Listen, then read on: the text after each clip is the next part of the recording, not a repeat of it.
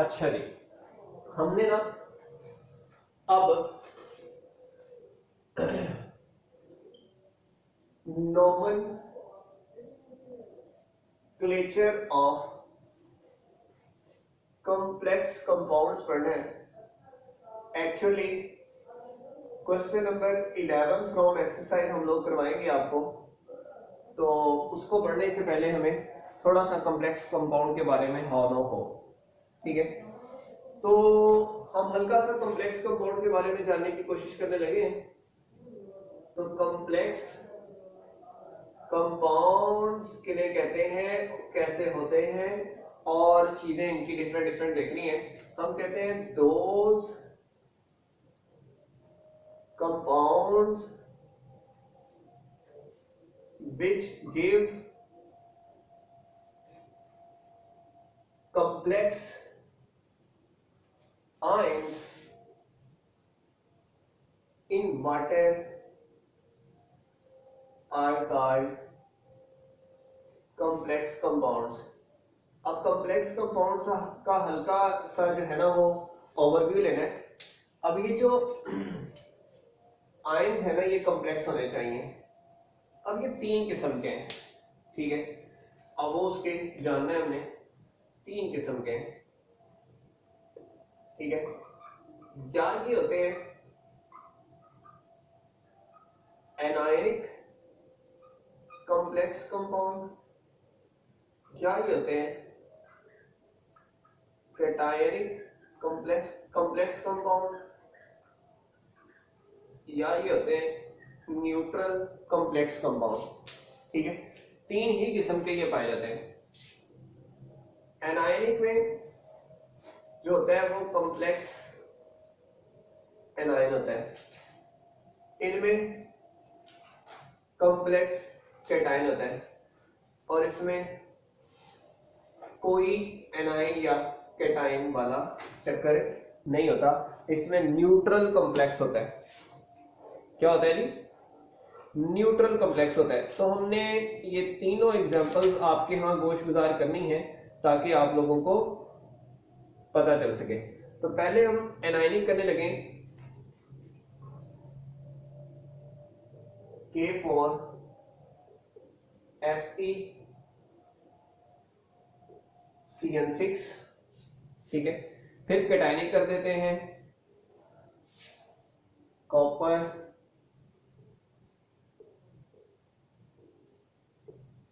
टेट्रामाइन और साथ में SO4, और फिर हम लोग न्यूट्रल कर देते हैं निकल टेट्राकार्बोनाइल। अब बच्चा लोग बड़ी खूबसूरत सी चीज है, अगर आप लोगों ने इसे सीखना है ना तो फिर तवज्जो करना है, थोड़ी सी ज्यादा तवज्जो नहीं करनी क्योंकि टॉपिक हमारे सिलेबस में सिर्फ नेम के हद तक है। देखो ये +1 वाले अगर 4 है तो इस ब्रैकेट के ऊपर क्या आएगा -4। तो ये जो कॉम्प्लेक्स सा है यानी कि आयरन और ब्रैकेट के अंदर और स्क्वायर ब्रैकेट के अंदर लिखा हो उसे कॉम्प्लेक्स कहते हैं। इसके ऊपर नेगेटिव चार्ज है तो हम कहेंगे कॉम्प्लेक्स के ऊपर चार्ज क्या है नेगेटिव, तो इसलिए एनायनिक कॉम्प्लेक्स हो गया। फिर देखो ये -2 है तो ओवरऑल इसके ऊपर क्या आ गया +2। जब इसके ऊपर +2 आया तो हम कहेंगे ये कौन सा हुआ कैटायनिक कॉम्प्लेक्स हो गया।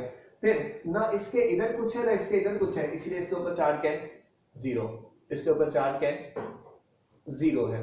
अब मैं चल इसकी ना कलियां खोलता हूं, ठीक है, तो वो जरा आपने देख लेना। मैं कंपोनेंट्स के नाम से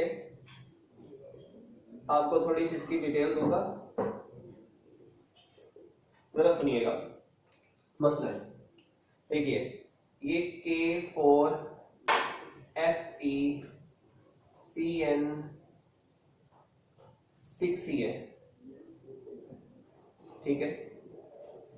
सबसे पहली बात ये तो ये लिखा हुआ है, इस साइड में क्या होता है जी कैटायन। और कैटायन कौन सा? सिंपल कैटायन जो भी है, मतलब इसमें कोई कॉम्प्लेक्स वाला चक्कर नहीं है। यहां पे लिखा होता है चार्ज ऑन स्फीयर। ये जो ब्रैकेट के अंदर है, पूरी ब्रैकेट के अंदर इसे कहते हैं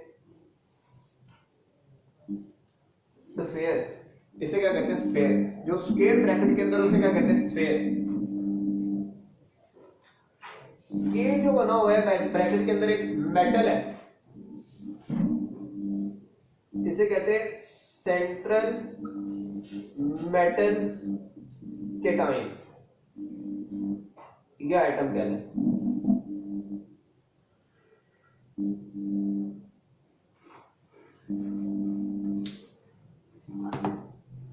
बकास सेंट्रल मेटल एटम कहते हैं। इसे क्या कहते हैं? Central metal atom. ये स्क्वायर ब्रैकेट वाला सारा क्या कहलाता है? स्फेयर। ठीक है, कोऑर्डिनेशन स्फेयर कह लें आप, पूरा नाम लिख लें इसका, कोऑर्डिनेशन स्फेयर कह लें। ये स्फेयर हो गया, ये सेंट्रल मेटल हो गई, और ये जो इसके मेटल के साथ जितनी भी चीजें लगी हुई हैं इन्हें कहते हैं लिगेंड्स। इन्हें क्या कहते हैं? लिगेंड्स। लिगेंड उसे कहते हैं जो उसके साथ जुड़े हुए हो, जो उसके साथ जुड़े हुए हो। अब मैं एक दो करवाता हूं ताकि आपको जो है ना वो आसान भी हो। लिगेंड होते हैं मोनो डेंटेट और बाई डेंटेट। मोनोडेंटेट कहते होते हैं जो एक लोन पेयर डोनेट करे, और बाइडेंटेट कहते हैं जो दो लोन पेयर क्या करें? डोनेट करें।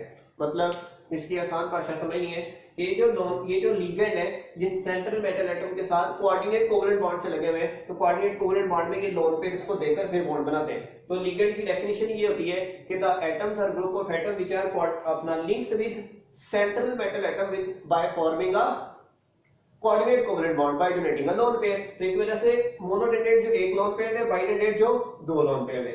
एक बात होगी। फिर इसके ऊपर जो चार्ज है वो समझ आ गया आपको, इधर कैटाइन होता है और इधर क्या होता है? एनाइन होता है, वो क्लियर हो गया। और अगली बात, जो मोनोडेंटेट है वो दो किस्म का है, न्यूट्रल या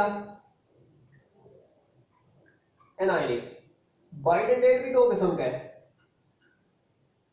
न्यूट्रल या एनाइनिक।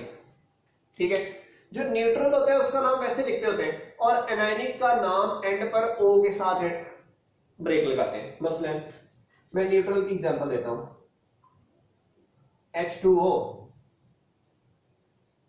CO, NH3, ये यूज होते हैं ज्यादा, मैं इसके नाम भी लिख देता हूं। फिर एनाइनिक में Cl negative, OH negative, NO2 negative. ये मैं नाम लिख रहा हूं ताकि आपको नॉमेनक्लेचर बनाने में आसानी हो। सुनिएगा जरा। वाटर लोन पेयर है ना, तो इसे कहते हैं एक्वा। वाटर का नाम कॉम्प्लेक्स में क्या है? एक्वा। CO का नाम क्या है? कार्बोनाइल। NH3 का नाम क्या है? अमाइन। सीधा सीधा नाम है, सीधा सीधा इसका क्या है जी? अमाइन। अच्छा, ये हो गया। अब Cl नेगेटिव इसे कहते हैं क्लोरो, OH नेगेटिव इसे कहते हैं हाइड्रोक्सो, O के साथ एंड हो रहा है। एनाइनिक लिगेंड का नाम O के साथ एंड हो रहा है। NO2 नेगेटिव इसे कहते हैं नाइट्रो, इसे क्या कहते हैं? नाइट्रो।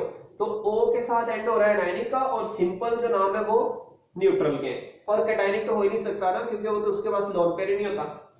अच्छा, अब न्यूट्रल का चक्कर सुने और बाइडेंटेट का चक्कर सुने। बाइडेंटेट में एग्जांपल ले रहा हूं, like C double bond O negative और उसकी क्या? ट्वाइस, वो कार्बोक्सिलिक एसिड होता है उससे, और इसका NH2 NH2। ठीक है, तो इसे सॉरी उलट लिख दिया मैंने, ऊपर न्यूट्रल लिखना है, नीचे एनाइनिक लिखना था, इसलिए मैं रिप्लेस कर देता हूं इसको ताकि आप लोगों को परेशानी ना हो। न्यूट्रल में आ जाना था NH2 और NH2 डाइमाइन वाला, और एनाइनिक पे आ जाना था सी, ऐसे लिख देता हूं COO और COO, इधर नेगेटिव इधर नेगेटिव, ठीक है। अब यहां पर देखिएगा, इसको आप कहते हो सिंपल हाइड्राजीन कहते हो, कोई और नाम नहीं। और इसे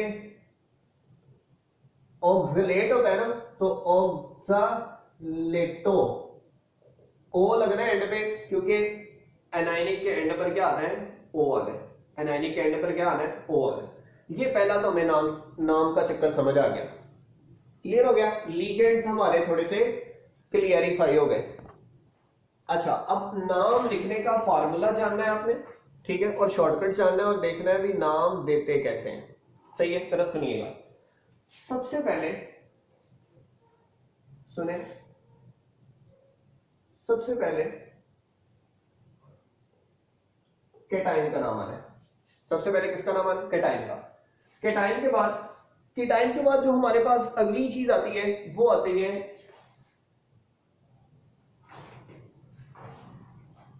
लिगेंड्स आते हैं। और लिगेंड्स भी कैसे आते हैं, अल्फाबेटिकल ऑर्डर से। लिगेंड्स आ गए, लिगेंड्स के बाद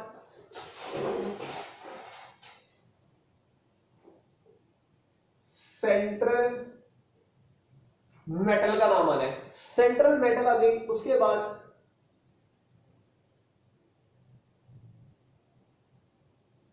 ऑक्सीडेशन स्टेट आनी है पैरेंथेसिस में, छोटी ब्रैकेट में, ठीक है। और उसके बाद आ जाना है एनाइन। इसमें से अगर तो सारे हुए तो सारे लिख देंगे, अगर कोई एक हुआ तो हम एक लिख देंगे, दो हुए तो दो लिख देंगे। सही हो गया ना। तो जरा इसमें सुनिएगा, जो सेंट्रल मेटल है, अगर एनायोनिक स्फेयर है, अगर जो स्फेयर है वो एनायनिक है, तो ये एंड होना है किस पर, ATE पर। बस ये बात याद रख लें, बाकी कोई मसले वाली बात नहीं है। पॉजिटिव या न्यूट्रल हो तो वैसे का वैसे ही मेटल का नाम लिखेंगे। जैसे कि अभी मैं नाम इसके देना चाहूंगा ताकि आपको समझ आ सके। इसकी ऑक्सीडेशन स्टेट क्या है, 0। अपना चार्ज क्या है, 0। क्यों, कार्बन है, न्यूट्रल लिगेंड है। कार्बन क्या है, न्यूट्रल लिगेंड है। न्यूट्रल लिगेंड है तो इसलिए आयरन की ऑक्सीडेशन स्टेट भी क्या हुई, 0 ही ना। तो सुनिएगा, तो इसका नाम क्या बना, बस 1 मिनट 2 मिनट। केटाइन है इधर, नहीं है। केटाइन है इधर, नहीं है। उसके बाद क्या है जी, लिगेंड। लिगेंड कौन सा लगा हुआ है, कार्बोनाइल। कितने कार्बोनाइल है, 5 कार्बोनाइल को लिखते हैं पेंटा कार्बोनाइल। सही है।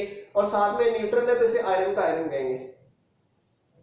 और सेंट्रल मेटल को कुछ नहीं कहा क्योंकि ये कौन सा, एनायनिक है। उसके बाद ब्रैकेट में इसकी ऑक्सीडेशन स्टेट लिखते हैं, कौन सी है, 0, तो इसके 0 लिख दी। फिर से देखें, यहां पे देखो ये -1 वाले कितने, 3, तो ये कितने हुए, +3। केटाइनिक हो गया। तो केटाइनिक और न्यूट्रल को कुछ नहीं करना है, एनायनिक को पकड़ना है। तो इसकी ऑक्सीडेशन स्टेट तो 0 है, इसका मतलब कोबाल्ट के ऊपर चार्ज कौन सा है, +3 हो गया ना, क्योंकि अमाइनो वो कौन सा है, न्यूट्रल लिगेंड है। न्यूट्रल लिगेंड है तो न्यूट्रल के ऊपर तो चार्ज 0 होता है, इसका मतलब ये जो +3 है ये मेटल की वजह से है। अच्छा आप सुनिएगा, केटाइन है इधर, नहीं है। लिगेंड देखो 6 अमाइनो है, तो इसको क्या लिखेंगे, हेक्सा अमाइन।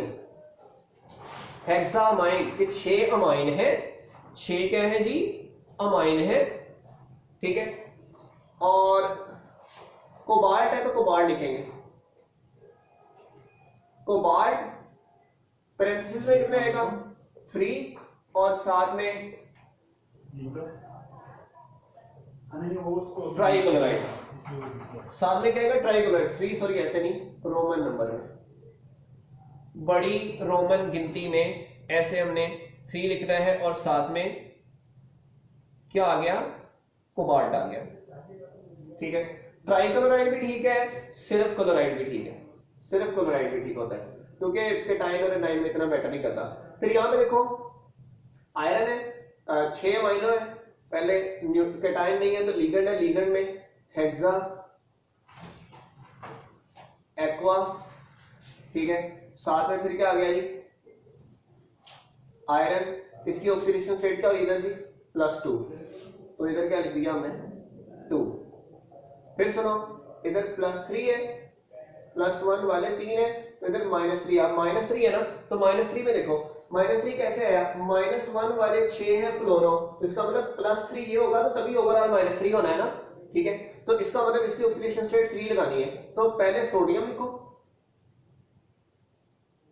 सोडियम, फिर कितने फ्लोरो 6, तो उसे लिखते हैं हेक्सा फ्लोरो, फिर कोबाल्ट है, एनायनिक स्फीयर है, तो इसलिए एंड करेंगे ATE के साथ, तो कोबाल्टेट,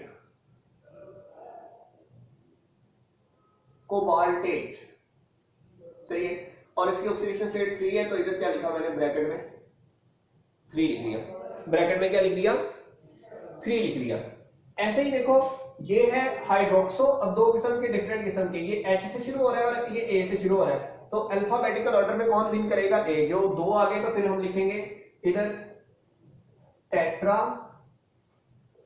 अमाइन डाई हाइड्रोक्सो, क्योंकि नेगेटिव वाला है ना, ठीक है। और अब इसकी ऑक्सीडेशन स्टेट ढूंढो, देखो ये -2 होता है, इसके ऊपर होगा +2, ये 0 है या -1 है, -1 वाले 2 है, तो इधर +2 कैसे आएगा, जाहिर बात इधर +4 होगा, +4 और -2 आंसर क्या होगा +2, ठीक है। टेट्रा अमाइन डाइहाइड्रोक्सी, प्लाटिनम को प्लाटिनम ही रहने देंगे, प्लाटिनम ऑक्सीडेशन स्टेट इसकी 4, और साथ में क्या लिखेंगे सल्फेट, साथ में क्या लिखेंगे सल्फेट, सही है। तो अगर एक चीज आप याद कर लें ये वाला, तो बाकी ये सारे नाम देने आपके लिए कोई मुश्किल वाली बात नहीं है, सही हो गया। तो ये एक्सरसाइज का क्वेश्चन नंबर 11 था कि कैसे नाम देने, तो मैंने इसलिए कॉम्प्लेक्सेस बता दिया आपको, और कॉम्प्लेक्सेस में अपना लिगेंड्स की डिटेल समझा दी, कोऑर्डिनेशन स्पेयर समझा दिया, और उसके बाद अब लिगेंड्स के साथ नाम देने का तरीका आपको हमने गोशगुजार कर दिया। तो यहां तक था नॉमेनक्लेचर ऑफ कॉम्प्लेक्स कंपाउंड के बारे में according to 2020 short syllabus. Thank you very much, अल्लाह हाफिज। कोई भी क्वेश्चन हो तो जरूर पूछा करें।